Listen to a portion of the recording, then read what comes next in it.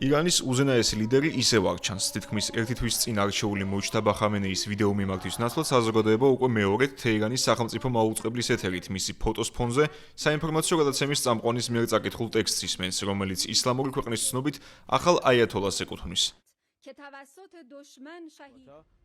მოჯტაბა ხამენეის მორიგი განცხადება ამჯერად ისრაელის სამხედრო ძალების მიერ 26 მარტს ლიკვიდირებული ალი-რეზა ტანკსერის სამძიმარს უკავშირდება. ირანის სამხედრო საზღვაო ფლოტის მეთაურის სიკვდილი თეირანმა 4 დღის დაგვიანებით 30 მარტს დაადასტურა.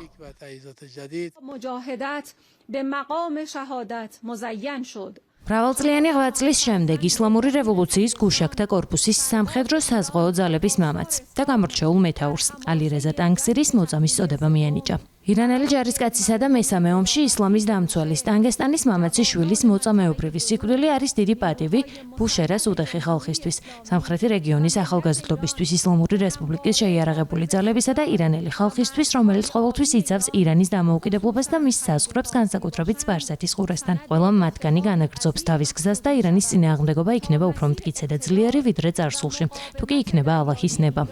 რევოლუციურ გუშაქთა კორპუსს სამხედრო საზღვაო ფლოტის მეთაურებს მეგობრებსა და ალი-რეზა ტანკსერის პატივცემულ ოჯახს უსამძიმრებ და ამავდროულად ვულოცავ ამ მამაცი მეთაურის მოწამეობრივ სიკვდილს.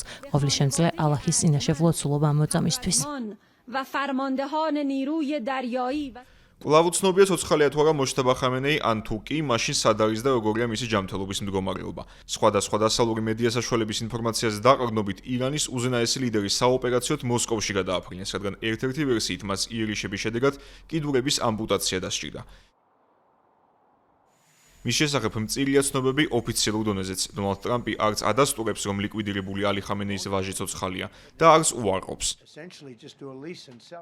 განსხვავებით უზენაესი ლიდერისა, ცნობილია ირანის პოლიტიკური ლიდერის ადგილსამყოფელი. ისლამური რესპუბლიკის სახელმწიფო ტელევიზიის კადრებიდან ჩანს, რომ ქვეყნის პრეზიდენტი მასუდ ფეზეშქიანი მთავრობის ხდომას უძღვება.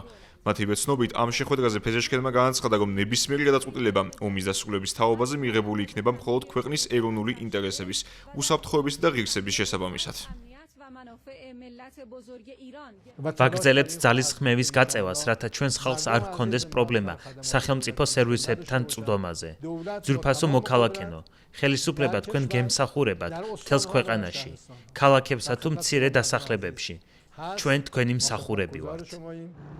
ამერიკის შეერთებული შტატები და ისრაელი კი აცხადებენ, რომ კვლავ აგრძელებენ დარტყმებს ირანის სტრატეგიულ ობიექტებზე. თელ-ავივის ცნობით, ახლა მათი სამიზნე არის ეკონომიკური დანიშნულების წერტილები, რათა მოწინააღმდეგეს ამ მხრივ შეექმნას პრობლემები და როგორც ისრაელში აცხადებენ, ხელი შეეწყოს არსებული რეჟიმის ჩამოშლას.